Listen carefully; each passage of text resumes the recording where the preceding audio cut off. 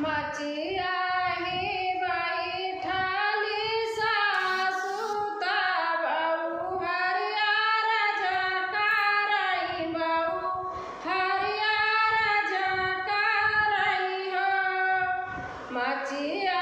ही बैठाली सासुता बहू हरियर जकारई बहू हरियर जकारई हो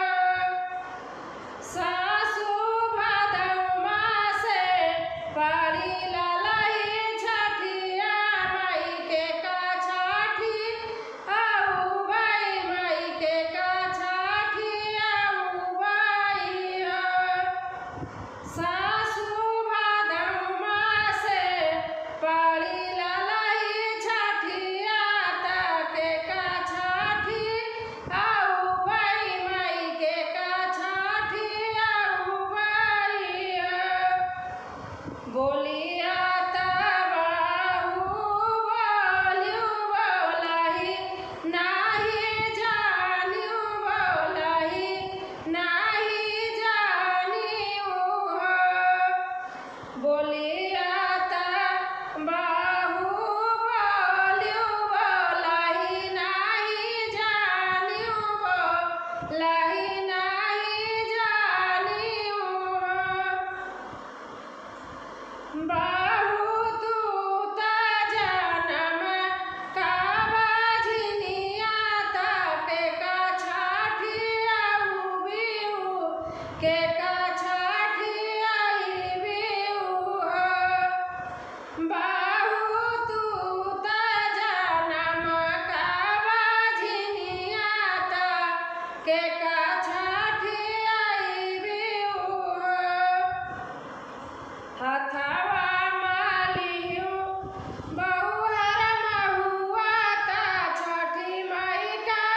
पूजियो ता छठी मई का पूजियो हथवा में लियो बहुहर महुआ ता छठी मई का पूजियो मैया कालन दाई दई है ता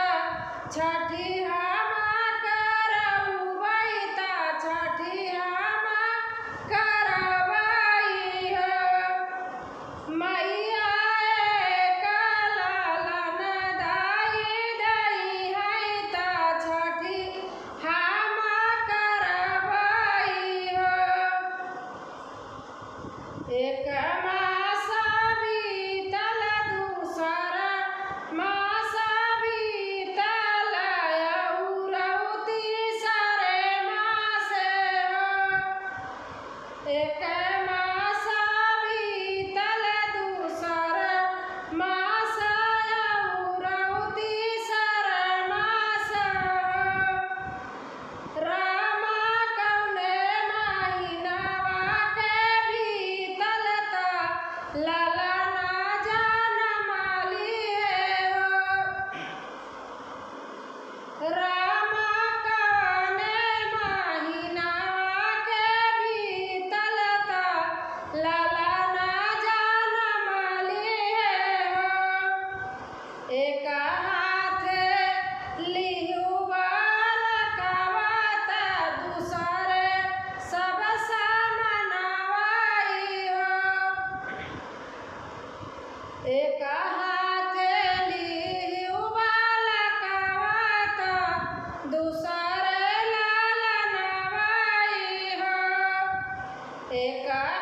माया लईले तिउआ पानी पियरिया अमर ललना कर देतिउ हो मैया लईले तिउआ पानी पियरिया अमर ललना करतिउ हो मैया लईले तिउआ पाना मांगनवा होरिला अमर करतिउ होरिला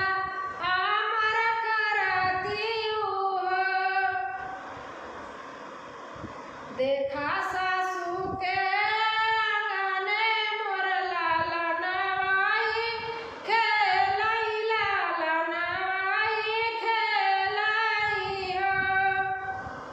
देखा सासू के आंगनवा मोर लाला नवाई खेलई मोर लाला नवाई खेलई हो। ससुरु गईले हई हाठिया सासू जी बाजारिया आई हो। मोर साजनवा गईले ना गईले लालनवा खातिर लाए घुना घुनावाई हो। हेलो दोस्तों, प्रणाम, राधे राधे। कैसे आशा करती हूँ आप लोग अच्छे होंगे। दोस्तों एक अपने अवध की पचरा गीत सुनाने जा रहे हूँ। आप लोगों को अच्छी लगेगी तो फॉलो करना और कमेंट में लिख के जरूर बताना कैसे लगा। धन्यवाद। के करे घरे में माई दिया ना जलाइलू, के करे घरे में अंधियार हो माँ, के करे घरे में माई दिया ना जलाइलू, के करे घरे में अंधियार हो माँ। राम घर